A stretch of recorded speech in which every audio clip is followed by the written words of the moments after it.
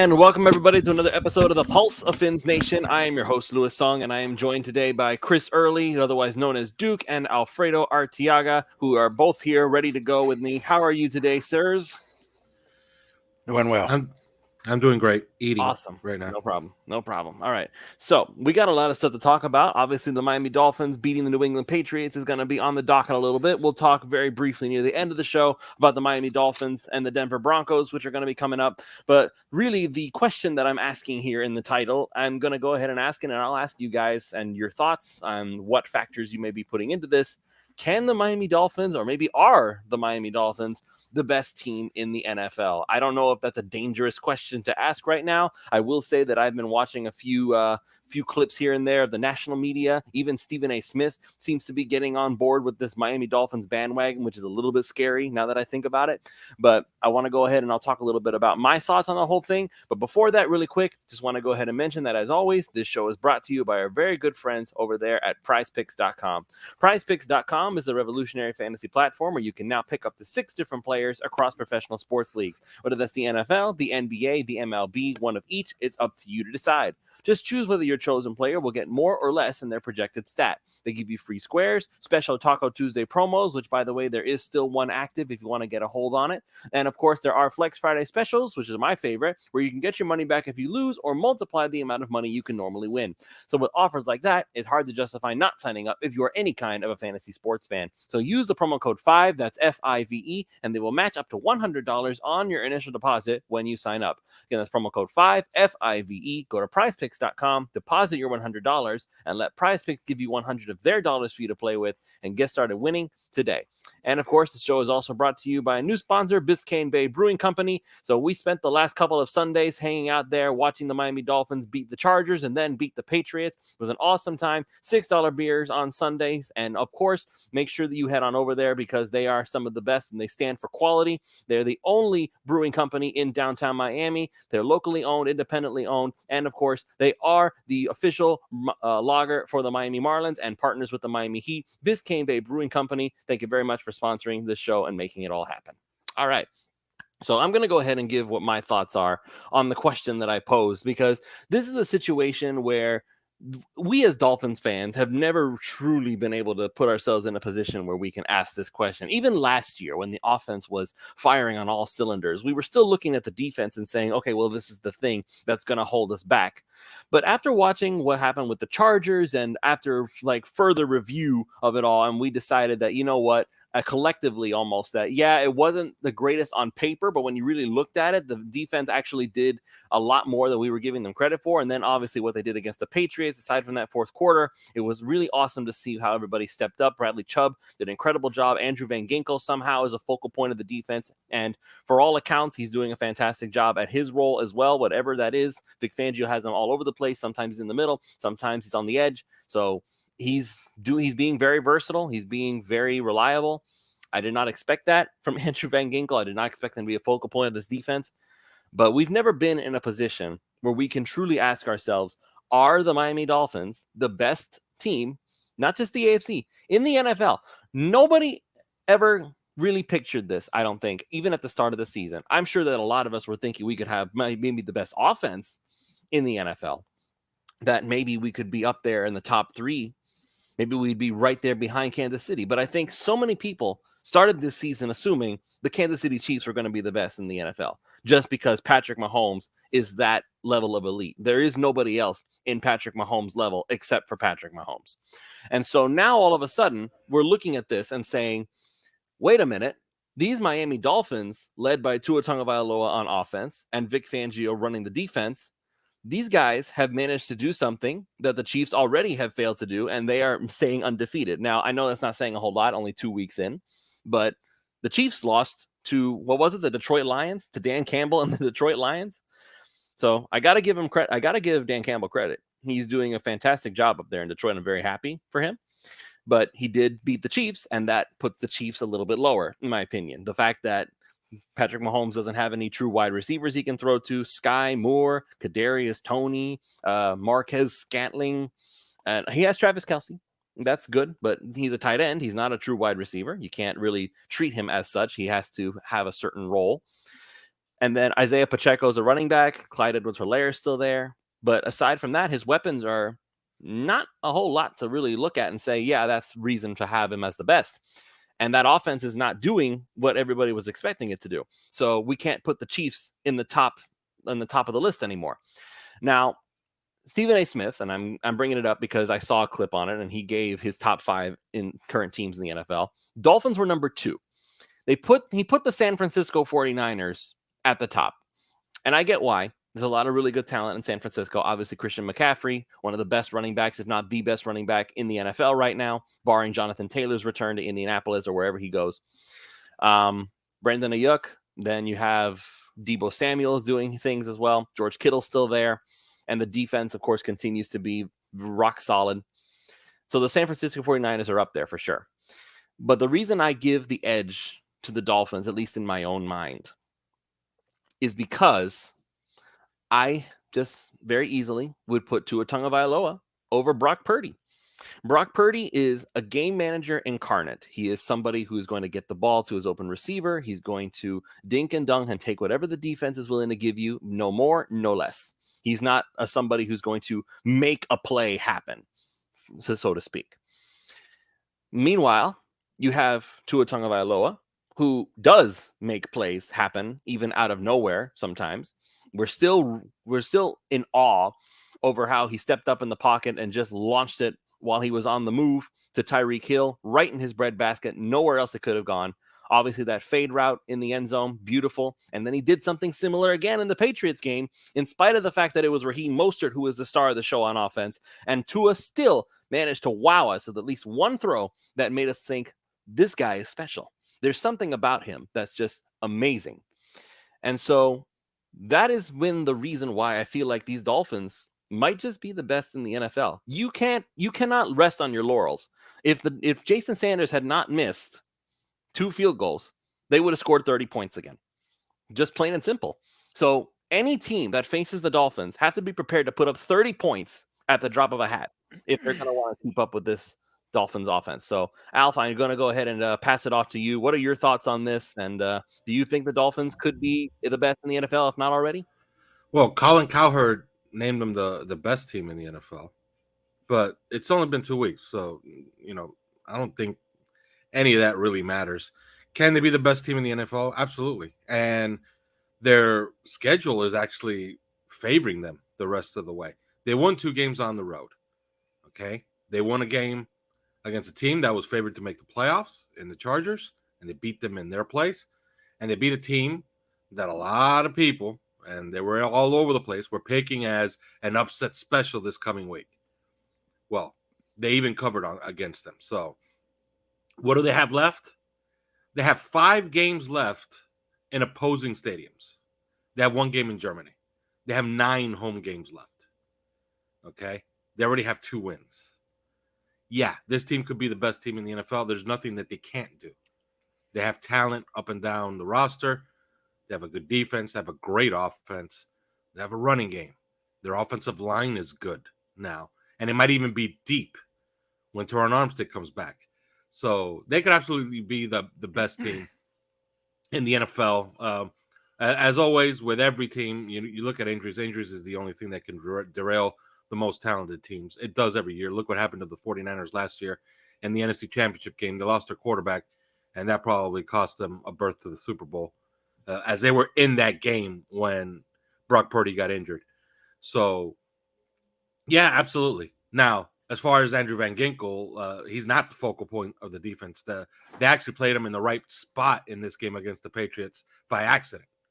And that was because Jalen Phillips got a back injury on Friday.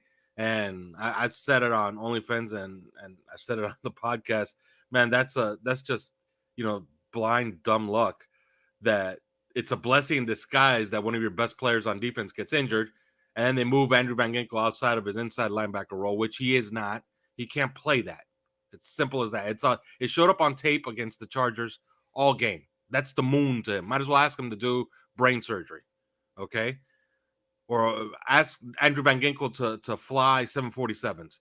He does not do it. He's not a good inside linebacker. He's not a good fill player. He's a pursuit player. He is an edge player.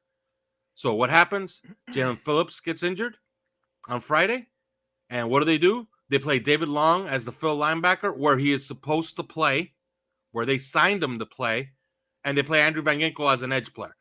As a rookie, I asked Andrew Van Ginkel a question at camp.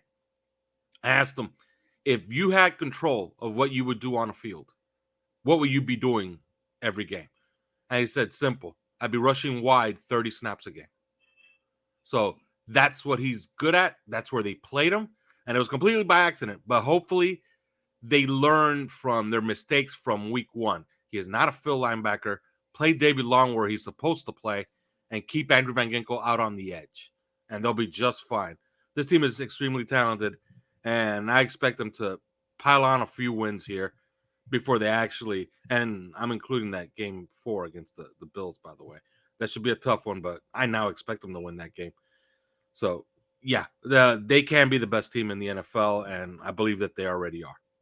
Well, I will defer to you when it comes to film watching, obviously. So Andrew Van Ginkel, I was only referring to the fact that it seems like Vic Fangio at least seems to think that Andrew Van Ginkel should be a focal point because, like you said, he was playing in the inside that first game. Don't know why David Long wasn't getting more snaps, but hopefully maybe after seeing what Andrew Van Ginkel was able to do on the edge as opposed to what David Long was doing in the middle, maybe now he'll go ahead and say, okay, maybe David Long deserves more snaps and we can just spell Bradley Chubb or Jalen Phillips a few times, get more of a rotation going. Duke, haven't heard from you yet. What are your thoughts on this whole concept? Well, I agree with all of that. I believe the Dolphins can be the best team in the NFL. They have the talent to do so. And as Alf said, they've won 2 games, both on the road against a potential playoff team and a division opponent, one that is well coached and well disciplined. I've said other places that unless a division opponent is just clearly better than the other team, division games can be toss-ups. I mean, how many times did New England come to Miami, a superior talented team, and Miami got the win? So when they weren't as talented. So if I think it bodes well that in the first game, the defense wasn't there and the offense stepped up. In the second game, the defense stepped up, the running game stepped up. They've shown that they can win in difficult situations, and they haven't got everything running completely smoothly yet. So when everything comes together, they're going to be a tough out for anybody in this league. And yeah, I think the ceiling, a lot of people I've seen anywhere from 10 to 12 games. I think you could raise that at this point. 14 wins, 15 wins, maybe. Is that too much? I think they can do it. So they've shown a lot. The offense is doing very well. So I'm very excited for this team. I would like to see a game that's not so close and decided in the final minutes. We discussed that in the post game. The couple of hours it took them to do that replay of the 4th down spot, it seemed like it took hours. I was pacing back and forth just knowing New England was going to get the call, and they didn't, so that was good. But I would like to see them kind of put an inferior team away because that's what the really good teams do. The good teams can win tough games against solid opponents, but when they play teams that are clearly not as good, and I would like to think that the Denver Broncos are clearly not as good, I would like to see them put this team away fairly soundly. We saw some of that last year against teams like the Texans and the Browns. So we need to see that. And, get back to me in about a month and we'll revisit this question, and I think we could say yes at that point. Hopefully we can say yes. So I want to ask this because we've been talking about can they? So now I'm going to ask the question at this point, because we even though it's not really that important right now, people are still wondering this, and I would like to get an answer from that as well, is that are they the best team in the NFL as it stands right now, or do you guys have somebody else ahead of them? Well, I already said, yeah, they're probably the best team in the NFL right now. They're the most complete team in the NFL right now. And one thing that we all thought in the preseason, because we all do this, we keep looking at the schedules, and schedules change, teams change, and sometimes they change in 1 week, and the whole season changed in 1 week. First of all, you got every single result you could get week 1 that would help you. There is no more Aaron Rodgers. The Bills look vulnerable. The Jets snuck a win on the Bills. Zach Wilson is just as bad as he was last year. And New England's going nowhere. So before, when you thought, okay, this division is going to be so tough that 10 wins is going to win the division, and therefore you have no shot at the number 1 seed. That's gone now. Now you're looking at that number 1 seed and saying, okay, now that might be the goal going forward. Try to get that number 1 seed. And I've said this before, and it's strange to say this.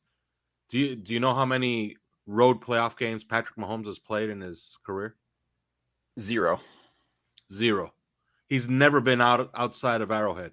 So make Patrick Mahomes come to Hard Rock Stadium for the AFC Championship game, and things start to change a little bit. Things start to look a little bit more differently, right?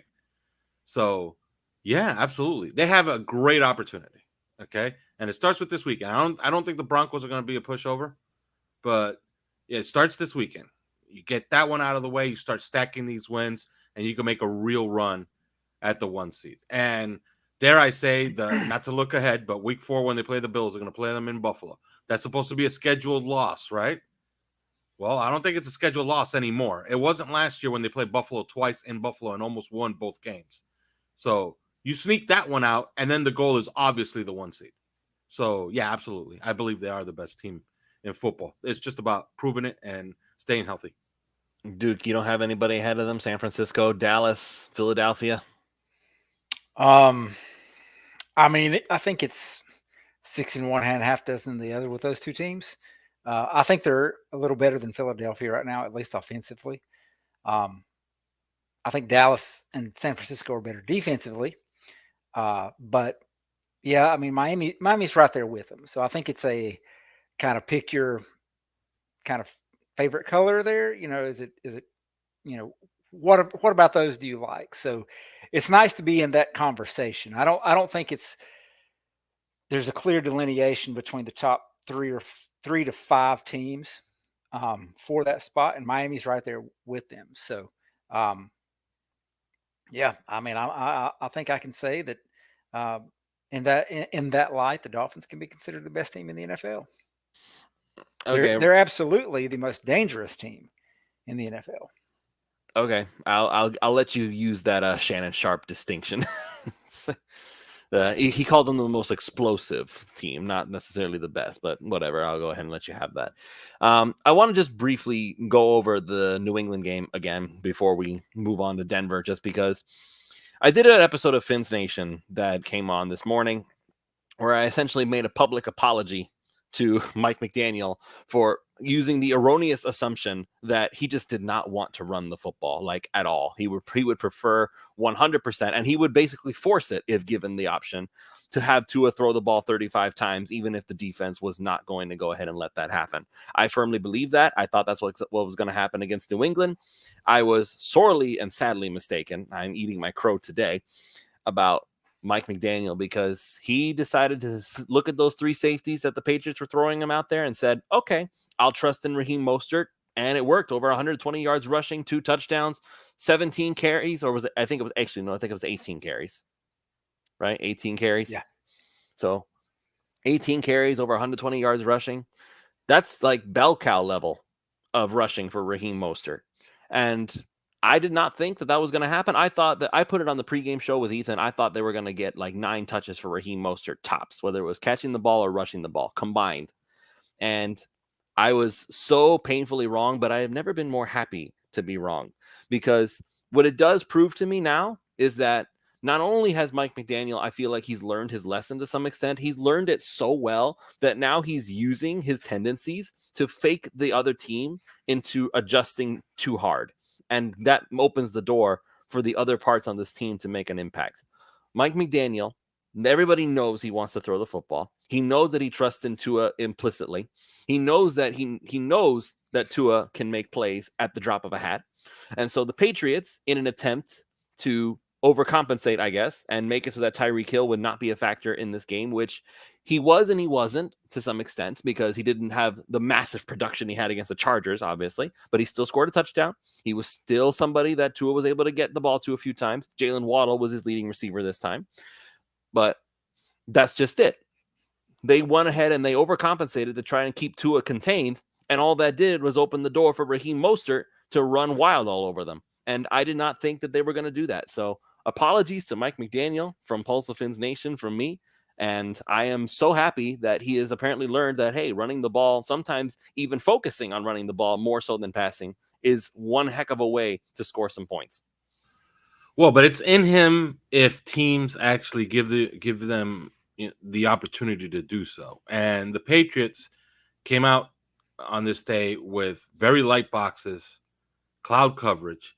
And when you run cloud coverage and you're in light boxes of six-man boxes, and you're uncovering the guards because they were trying to play a lot of eagle fronts somehow in these light boxes, and you are in cloud coverage, which means you're off of the wide receivers, you kind of create the conditions to get leveraged on the run consistently. And that's what the Dolphins did. There was a couple of plays where you could tell that Tua was actually checking out of pass plays, and they're actually using motion to try to leverage the Patriots because of the fronts that they were playing. And more importantly, it was actually part of the game plan, because you could see the Dolphins stayed in 21 personnel as the Patriots were just deathly afraid, and they had everybody playing in the parking lot. And sometimes, those three safety looks, it was like box 6, cover 6, which means that they were keeping those safeties at 18 yards off the line of scrimmage and then dropping at 22, and they were all playing with inside leverage. Yeah, of course. They're begging you to run the football, and they're not respecting you. They're not respecting your run game. So what did they do? They stayed in 21 personnel and they ran it down their throat.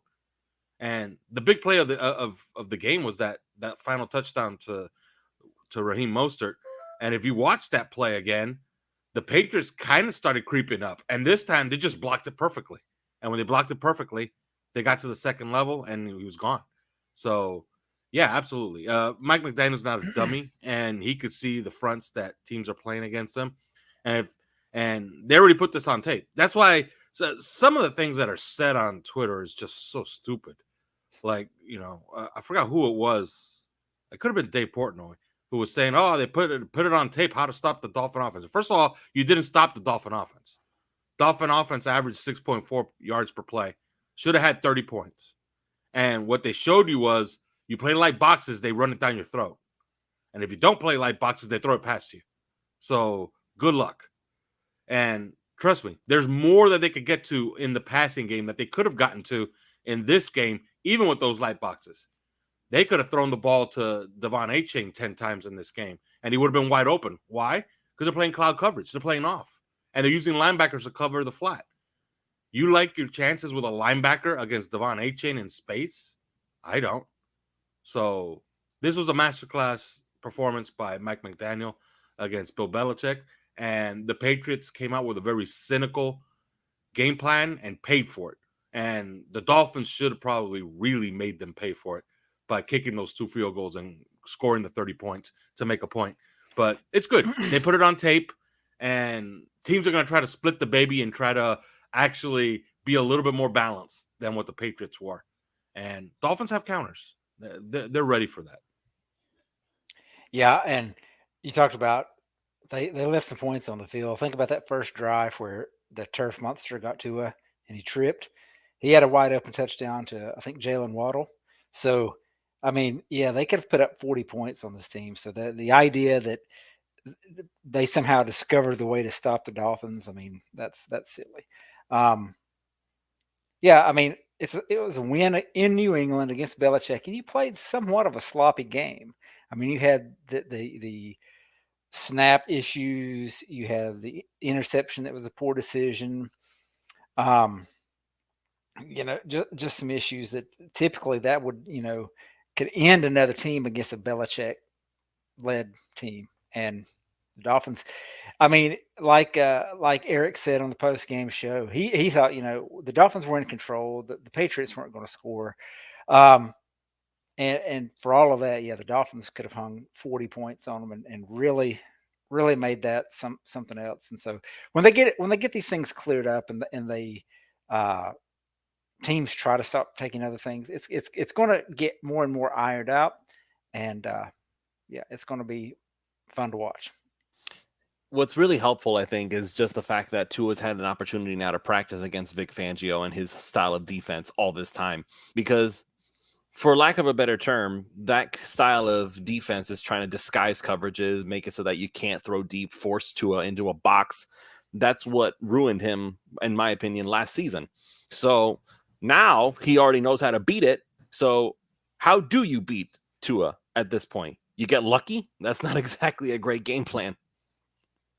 No, you're gonna have to get pressure on him, and I love how people say, "Oh, the game plan to beat Tom Brady is to get pressure up the middle and get pressure with 4." Yeah, good luck with that, because that's the same game plan for every single quarterback that has ever thrown a football in their lives. So yeah, he's back to the bunch of the only way you beat good quarterbacks is by getting a lot of pressure on them. Now, I don't think they're allowing the pressure because they're getting rid of it with 1.9 seconds after the snap, and that stat was up, and I couldn't believe it was actually 1.9. I thought they were going to be in the 2.4s like they were against the Chargers, but no, it's at 1.9 seconds. But they're also using a lot of clever stuff, okay? They're using a lot of run actions.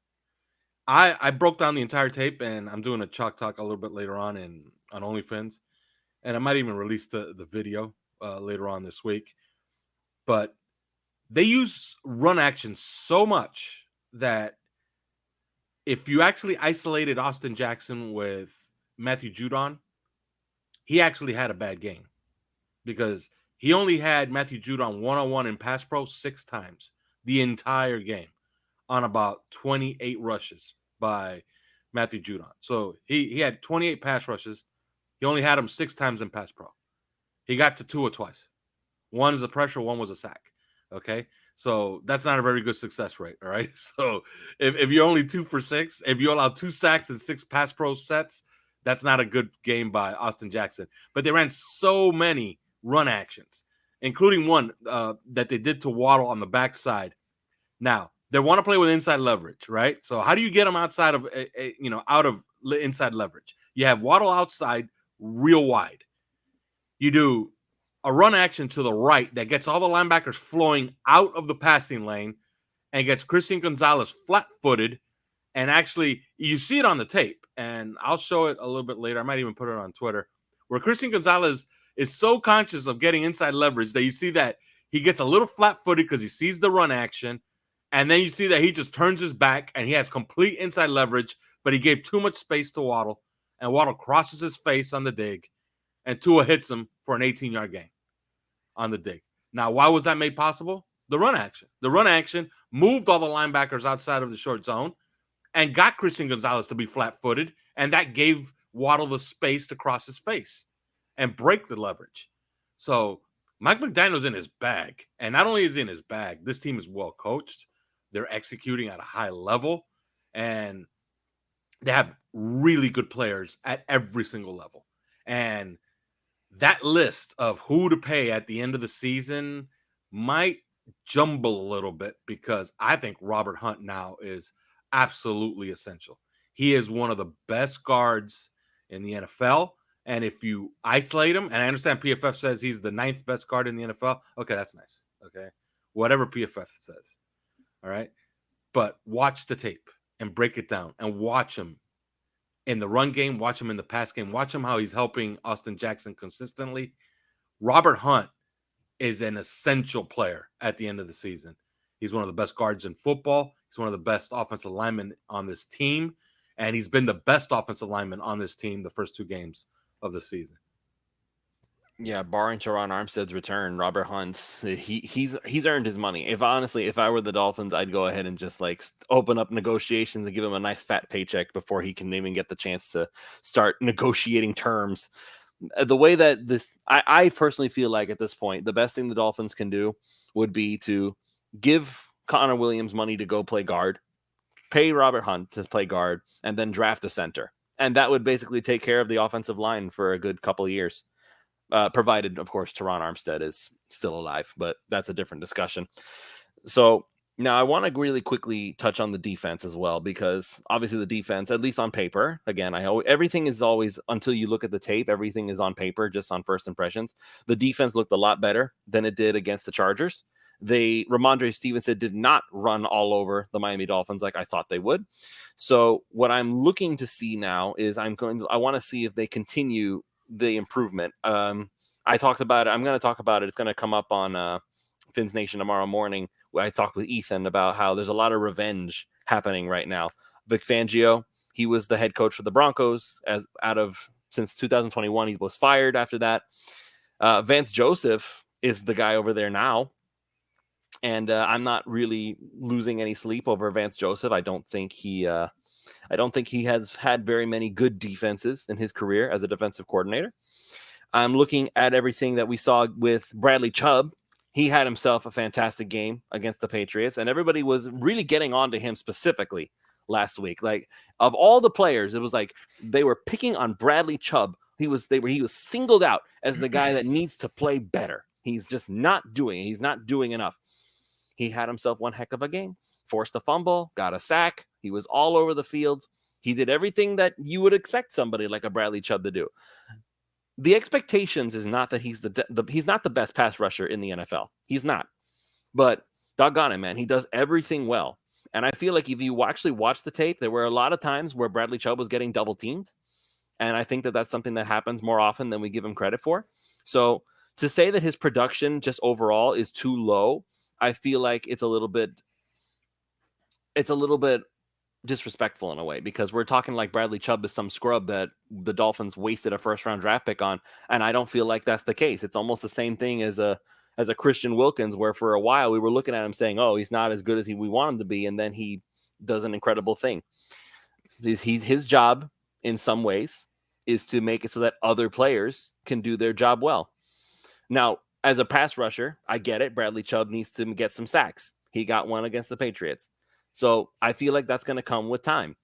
But overall, this defense, you said it, Alf, all this talent that they have, Bradley Chubb, Jalen Phillips, hopefully will come back against the Broncos. Hopefully we'll get to see more of David Long Jr. The cornerbacks, I don't particularly care for Eli Apple, but I'm not quite as down on him as I was then when the game ended. Like, I was really unhappy with Eli Apple, but given some time to reflect, I feel like there was a lot of ticky-tack calls that didn't necessarily have to be called specifically on him. So I just want to get thoughts on the defense, and then we'll get into Denver. Duke, I'll go with you first. Well, regarding Bradley Chubb, I think it needs to be remembered that he went against Rashawn Slater most of last week, and Rashawn Slater is going to erase really good pass rushers. He's a very good left tackle. So Chubb having a quiet day against him doesn't bother me all that much. Overall, and I think this goes to a point that we've seen on Twitter, and people are saying things like, well, Tua and Mac are basically the same guy. They're basically, if you gave Mac Tua's weapons, all this mess. Well, you can tell the game plan.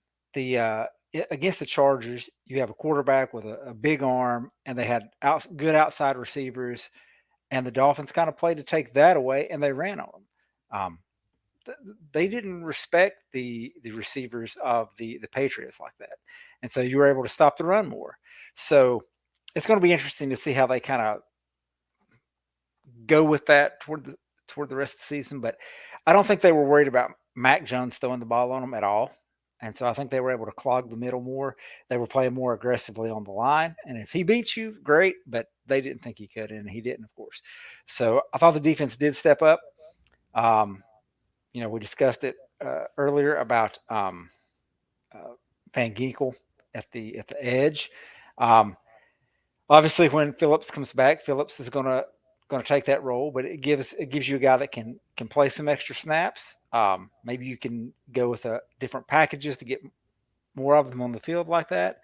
I thought, Apple did get picked on, and I will give him a little bit of credit there because Devontae Parker used to make good plays against Stephon Gilmore. So it happens. I think some of the fouls were ticky-tack, but if you look at the film on that fourth down stop at the end of the game, Eli Apple was getting in there, and he was the guy that went low and helped get the stop. So, you know, you want to see your best players out there, and we get Jalen Ramsey back, and that means Eli Apple's probably going to go to the sidelines, but he's doing well for what he's being asked to do. So, yeah, we got a more complete game from the defense, and I think if you get that plus a good complete game from the offense, I mean, I don't know how you're going to stop this team. Yeah, and I'll add to that as far as defensively.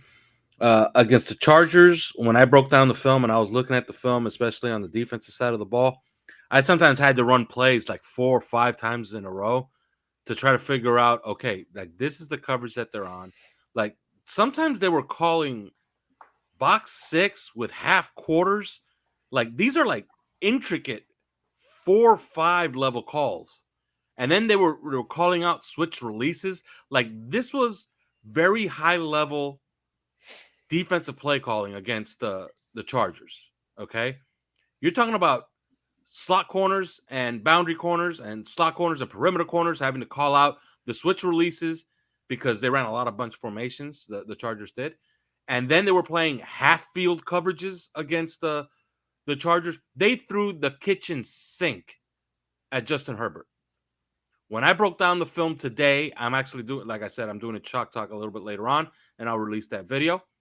I was going to put some defensive tape on there for the Dolphins to analyze, and I decided not to because it was all as boring and vanilla as you can get. They did not respect the Patriots passing game, and they played coverages that this time when I put on the tape, I was like, okay, they're indicating cover 6 here pre-snap. Then I would run the play, and I'm like, oh, that's cover 6. And then sometimes I was looking at them like, okay, this is match man. And it's single high, and I think they have the robber. I think Holland's going to be the robber here. I'm looking at this pre-snap, and I'm waiting for like the big reveal where they're gonna move into a coverage that's gonna blow my mind. And no, they stayed in the same simple things, simple concepts. You only do that against a passing game that you have no respect for, and that's what they did against the Patriots. And I'm sorry if it comes off as arrogant, but Justin Herbert is not. Mac Jones is not Justin Herbert. Just go to school on him. You try to trot out a game plan that's intricate. You try to fool him. Mac Jones, you line up with your best athletes and you beat him. So, and that's what they did. So I thought it was a great performance. I thought it was appropriate. And I like that they actually came out with the little pressure 5 package, which is what I like the best about Vic Fangio is those pressure 5 packages. And it's actually pretty cool to see that because that's a staple of a Vance Joseph defense. So Tua has been seeing these pressure 5 packages all summer, and he's going to see it again on Sunday. And that's what we're going to get into right now because I want to talk about this Broncos game. I already see some talk in the comments about how that number smells like a trap game versus Denver, that the Denver is going to be coming out swinging because I would imagine the Broncos are not particularly happy right now. Let me say something. Trap game my ass. This is like this is a revenge game all across the board. You want to count all the people that want revenge on that Broncos organization? Yeah, I talked about it with Ethan with Fins Nation. Tua wants revenge on Sean Payton for talking trash about him all season last year. Vic Fangio is going to want revenge against the Broncos for firing him. Butch Berry wants revenge against the Broncos for slandering the Broncos him. Media and the Broncos organization for slandering him all off season, trying to keep him out of the league. Bradley Chubb wants revenge for them trading him and not wanting to pay him. Mike McDaniel wants revenge from them. They actually canned him and sent him to the Texans. They didn't renew his contract, his childhood team. So the entire team is essentially looking at this game and has it circled on their calendar. This is not a trap game. I think that they're talented, though. I think the Denver Broncos have a decent offense. They played better against the Commanders. Commanders have a pretty good front. I don't think this is going to be an easy game, but it can be. But overlooking them, not a chance. Like this is a revenge game across the board. I guess you think more highly of them than I do. I consider the Broncos. So this should be a game that they should win, like no questions asked. I feel like I would be extremely disappointed if somehow the Dolphins managed to lose to the Broncos. I don't have a whole lot of respect left for Russell Wilson. I don't have a whole lot of respect for Vance Joseph as a defensive coordinator. I don't see a whole lot. And quite frankly, I feel like the whole Sean Payton thing is overrated. He's not some miracle worker like everybody wants to believe that he is. I really don't think so. So I feel like if the Dolphins don't win this game against Denver, I'm going to be pretty pissed off. Well, I'll let Duke get in here again in a second, but there's something that In fact, have Duke come off while I look up this quote, because I thought this quote is just so funny, so funny. Wait till I read it. All right, but go ahead, Duke. Well, what I was going to say was Benjamin Albright, who, if you may or may not follow him on Twitter, he is a Denver insider. He said, somebody was asking him, tweeted me, when are they going to get rid of, Vance Joseph and all that? And he said, well, they held the Raiders to 17 points. That should be enough to win. He said, and they held Washington to 3 points at halftime. And so I think the Denver defense is a talented defense. They may not be very big name defense, but outside of a few players, but I think they're a talented defense. Okay. And I will say this, Sauce Gardner gets all the attention for being the best corner in the league. And if Pat Surtain played in a bigger market, he's probably the best corner in the league. He's a problem. So is he enough to take Tyreek Hill one-on-one? No, I don't think that corner exists on the planet, but he's a very good player, and he's a guy that you have to game plan around. So, that's for us fans. We want to see the, 50-0 kind of games. The Dolphins win. I don't think the team is actually taking this lightly at all. That doesn't seem like their MO. And I agree with what you both said. I think there's a lot of revenge factor in this, and they want to take it out. And it's the home opener, so you've gone on the road. You've had a primetime game. You had the game of the week first in the week one, that most of the games were like sloppy and just awful to watch. And you had the best game of the week. So you've kind of been highlighted. Now everybody's kind of blowing smoke up your rear end, talking about how great you are. You don't want to come home and fall flat. So you got your home fans. You're going to be looking to put something exciting on the board for everyone to watch. So, yeah, I think they're going to be ready.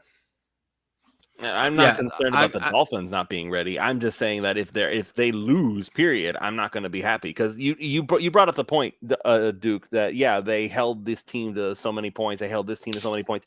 First of all, but regardless of how many points they held them to, they still lost both games. They lost to the Raiders. They lost to the Commanders. And I do not think of Jimmy Garoppolo as some superstar quarterback. I just don't. The Raiders put up 17 points. Russell Wilson and the Broncos put up 16. That's a loss. And then who's the Commanders quarterback? Is it Sam Howell right now? Sam Howell. Yeah. Sam Howell. Okay. I barely know who the man is. They have a decent 1-2 punch at running back, I guess, and they have Terry McLaurin as a wide receiver. Okay, cool. And that defense that we were just lauding for doing whatever they did to the Raiders, they let the Commanders, Sam Howell and the Commanders, go for 35 points against the Broncos. So, granted, it was tough losses for them. They were right there with it the whole way. But I can't talk about the defense being good in one breath, and then they gave up 35 points to Sam Howell. Like, you're gonna tell me that this guy with these weapons, which is vastly inferior to Tua's weapons, they're going to be able to stop the Dolphins offense? If they gave up 35 points to the Commanders, then Tua should be able to score 50, and this should be no contest. Well, and I think the tweet was about, the defense being bad, and his response was, well, no, actually it's more on the offense at this point. Yeah, I don't think you can compare the two teams that they face to what the Dolphins present, either talent-wise or schematically. So it is a different animal, and I think the Dolphins clearly have the edge there. But it's not. I don't think it's going to be necessarily the cakewalk that we may expect. Now, if their offense comes out and looks flat again, like they did in the first couple games, I think that this could get ugly really quick for the Broncos. But again, I don't think the team's taking them lightly, and I think they're going to try to take it out on them early. At least I hope so. I can't stand any more of these heart attack games. I need the Dolphins to get up 28-0 or something, so I can take an easy afternoon and not be pacing around. But all right, here's the quote. Okay, Sean Payton in July talking about Nathaniel Hackett. They couldn't get the plays in. It might have been the worst coaching job in the history of the NFL. Sean Payton after this last game, we've got to reduce the verbiage because we can't get the plays in on time. The hypocrisy of it all. That's some clown stuff right there. That's clown. That's clownish. How are you going to criticize the previous coach? First of all, you don't criticize the previous coach. Forget unwritten rule. It's not an unwritten rule. Just don't be an asshole. Like, who the hell does stuff like that? Right? Sean Payton. How are you? Yeah, Sean Payton, I guess. How are you going to criticize the previous coach for not being able to get plays in on time? And then this game, you come out and you say, well, I gotta reduce the verbiage. And by the way, they said they might even have to go to a wristband for Russell Wilson because they can't get the plays in on time. Like, yeah, clown this team, go up 1 million, and then rest the starters in the fourth quarter. Yeah, that's what this game calls for. That's what I would want to see them do.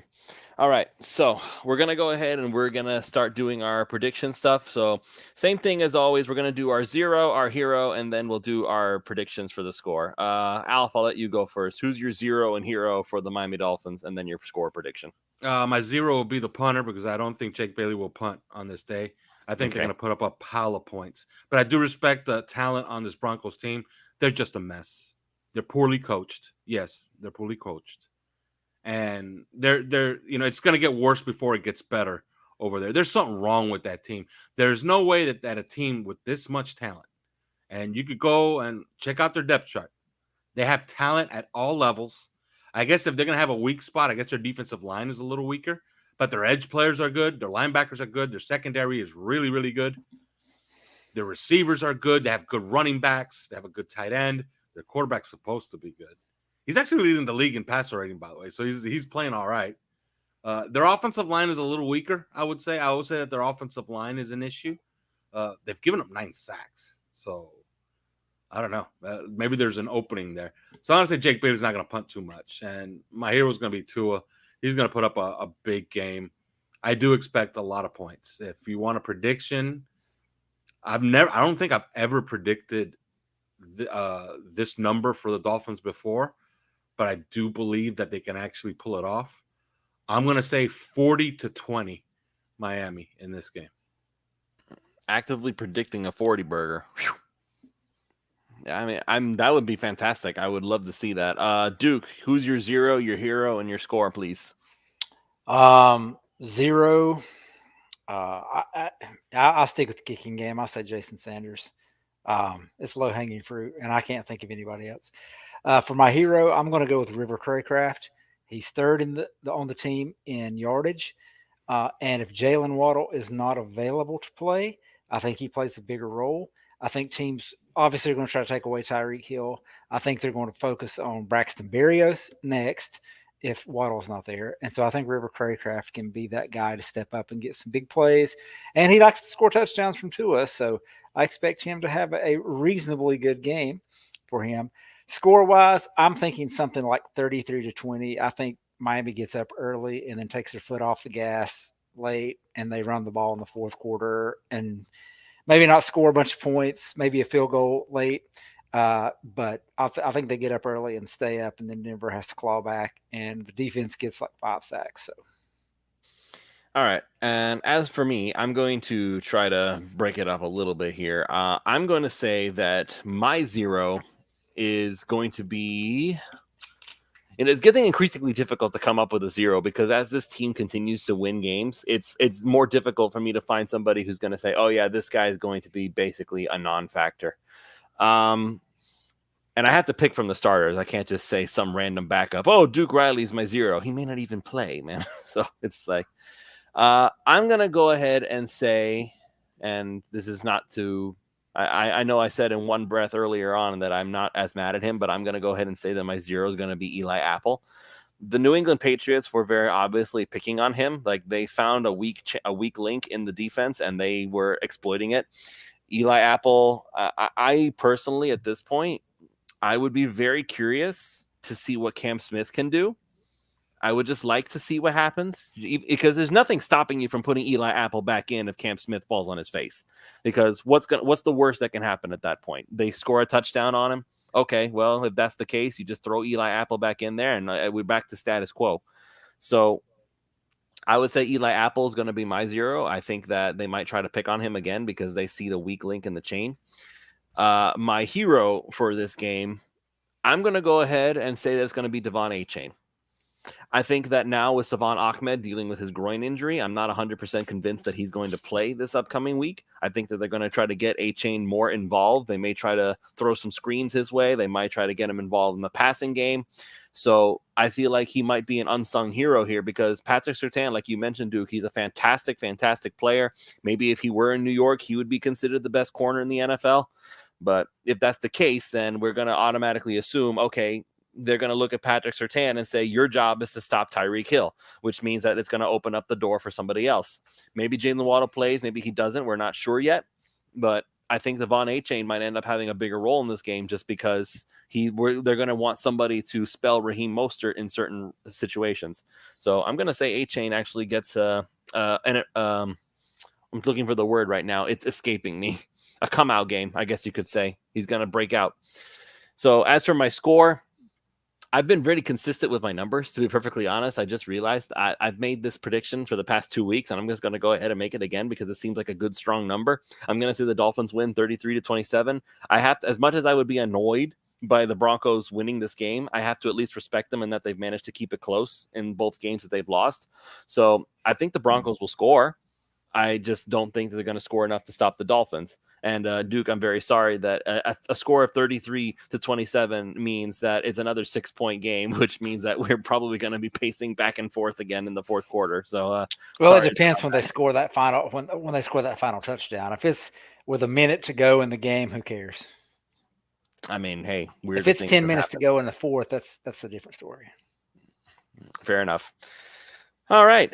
So actually, we're going to be cutting this show off a little bit early here. That's going to be a first, I think. By the way, if they score 27 points, then something really went wrong on defense. This is true, but they went and scored. They went and scored, what was it, 33 points against the Commanders last week. So we're not the Commanders. This is true. We're not the Commanders. But Chase Young is not anybody to sneeze at. Well, I think Chase Young doesn't play football. Like, this is the first time playing in, 2 years? I think if they get to a point total, it's garbage time points, honestly. It's the Dolphins are up big. They've let off the gas, and they get a couple late to make it somewhat interesting, but I don't think it'll be close like the New England game was. All right.